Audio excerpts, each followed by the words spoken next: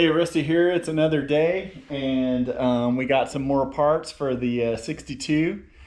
We determined that axle was a 1972. I'll show you that number in a second. So I'm starting to accumulate parts for the further job, so I just thought I would show you. I got an intake and a carb, and that intake's had a repair job done. I think it'll be okay. If it leaks, we'll just get another one. I got the gasket stuff. I got an HEI, you know, the cheap stuff. The brakes pads were the only thing they had in stock, but I did order a booster and calipers and a master cylinder, so we're converting this thing over to power brakes. And the reason I wanted to figure out what year this thing was is so that I could have matching hardware for everything there. But what I did do was I did some looking online, and what I did do is I did some looking online to see where I could figure out what year this is, and then there's the code. So using that, I was able to determine that this Dana 44 came off of and that's leaking too. This Dana 44 came off of a 1972, either K5 or K10. So that being said, we were able to order some parts. In this bag here, I have some 1 gauge battery cables. So I'll unbox those for you real quick and show you what that looks like. So here's what we got. Some juicy babies here. Picked these up at Tractor Supply. They actually had 1 gauge. And of course they didn't have a red one, so I had to get 2 black ones. But that's not a problem. We can identify them pretty easily. I'll show you that. See, they're both going to be the same color, although they had different straps on them for some reason. I don't know. I don't work at the manufacturing plant. Don't ask me why they did what they did. Where were they made? They're made in China. So, you know, is what it is. One of them's 5 feet and one of them's 4 feet. This one we're going to use for the positive, and this shorter one we'll use for the ground, because I can just cheat and go to the frame from behind the seat there. So we'll use the shorter one for the negative. All right, on this shorter one here, I'm gonna go ahead and wrap some black tape right here, and that's what's gonna let me know. So anyways, the sun's starting to go down. I need to get going. It's only gonna be me working on this truck, so don't need to worry about some other mechanic. Okay. And I'm gonna hook these cables up onto the starter right now. And what I did do was I decided that I wasn't gonna buy a battery just yet, just in case it was my battery charger all along that wasn't able to get that battery charged correctly. Good enough.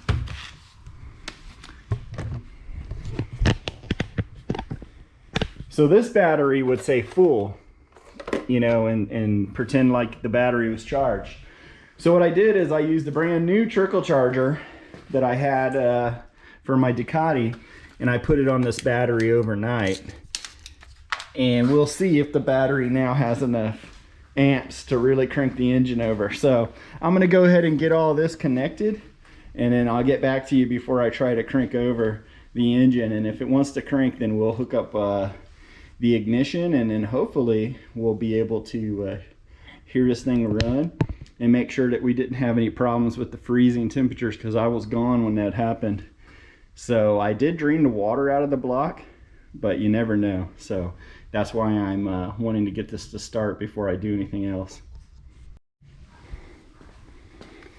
All right, I got the battery kind of there. I got the cables installed on the starter the way I think they went.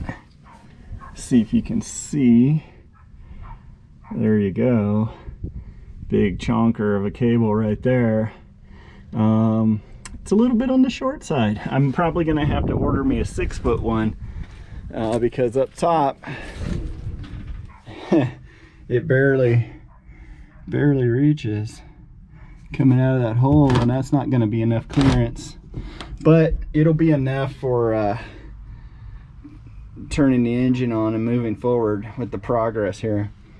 I don't really want to relocate the battery. I want to put a bigger battery right there in the center, but that's where I'm at. I'm going to go ahead and attach the negative to the frame, and then this wire here, this wire here needs to go to the positive. It seems to be what sends power under the dash, so might be important, or it might just be the power coming back from the alternator. So we'll see what happens before I crank it. We'll see what happens. I'm just going to go ahead and hook this up nice and neat, and then I'll bring you back before I try to crank it. I'm going to check and make sure nothing starts smoking or burning up down there at the starter solenoid area, because I might have hooked something up wrong. But I don't think that I did. Okay, I got that wire just hooked up like that. I got the negative tightened on, and then down below I just clamped it with those vice grips in place. So hopefully that makes a good connection, and we'll see what happens. Should be able to just connect the wires and hit the start button like normal.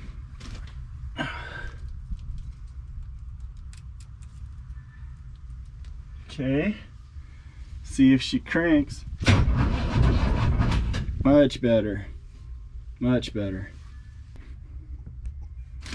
All right, I went ahead and put some gas down the engine and advanced the timing. So let's see if it will start when I crank it now.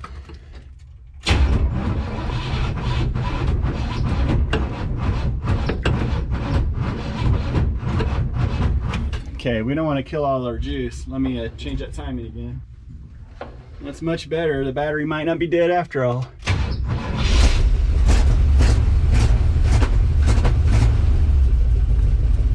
Look at that, just idling.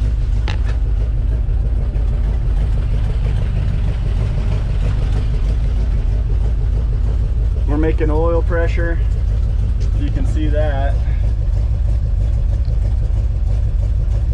Pretty decent. Water temperature's not showing anything. The amp gauge isn't showing that it's charging though, so I'll look into that.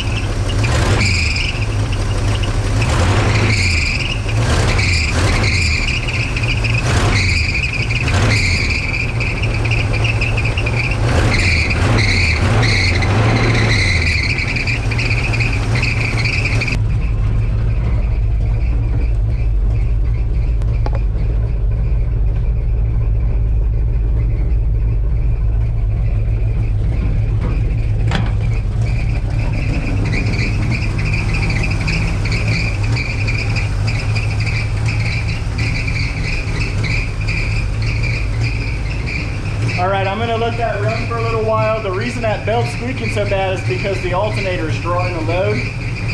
So we're gonna kind of let it run for a little bit, and then we'll try to back it up a little bit again. It's a little too close for me to get my motorcycles in and out. But at least now we got that going. I'm gonna go ahead and shut it down and turn it back on, and I'll let you see that, and hopefully with the timing the way I set it, it'll turn off and turn back on no problem, like a normal car.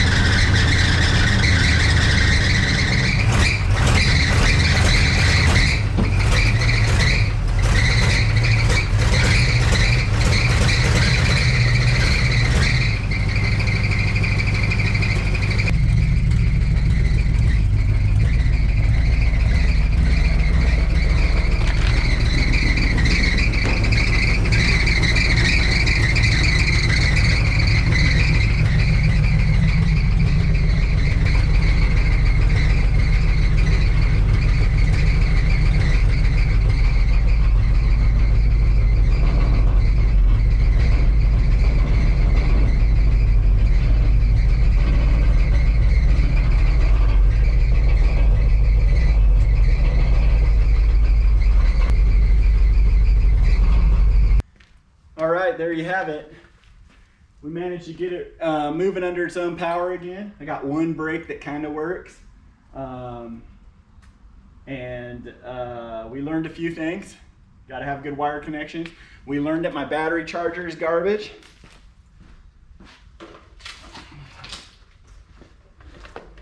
This one here, Traveler. What model is it? I don't know. Oh, here we go. Traveler model 1714478.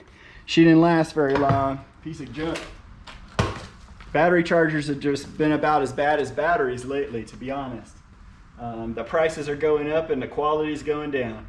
I need to get me an old school battery charger. It's just got a transformer in there, not this little cheapy bullshit that we got now. I want an old school analog charger that's just gonna destroy a battery if you forget about it. I want one that's just gonna charge. When I say charge, I want to charge. Anyways, enough about the rambling about battery chargers being garbage. We did get the truck to move. I got it back. I'm gonna be able to clean up that transmission leak. There's a bolt that stripped out on the transmission pan. I seen that when I was under it yesterday. And yeah, I'm feeling pretty good about it. We still got a number of things to fix. I got some parts. I got more parts coming. I'm gonna have to fix the steering. I might need to go to a scrapyard and get a gearbox, or I might have to relocate that gearbox a little bit. You know, this is all somebody else's work that wasn't quite right. Oh, if you're wondering why it backfires so badly, let me show you the distributor wire.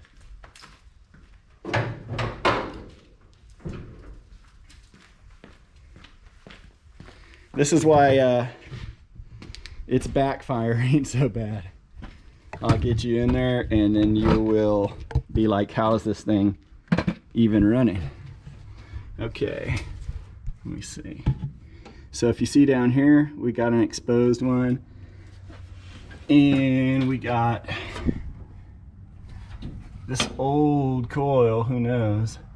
This ballast resistor, they always go bad. And then, I don't know if you can tell, but 3 of my spark plugs aren't even the right type. I just got them kind of shoved in the hole. So there's 3 cylinders that might be down. And oh, I still got the test light for the ignition hooked up on 2 of the cylinders. So, you know, we're not working on optimum conditions here. But the fact that it started, whenever I get new wires for it in that coil, it's probably going to be pretty good. I just need to take heed of the position of the rotor when I change that intake, so I can get the new one kind of close. And then I imagine we're going to have something that's working better.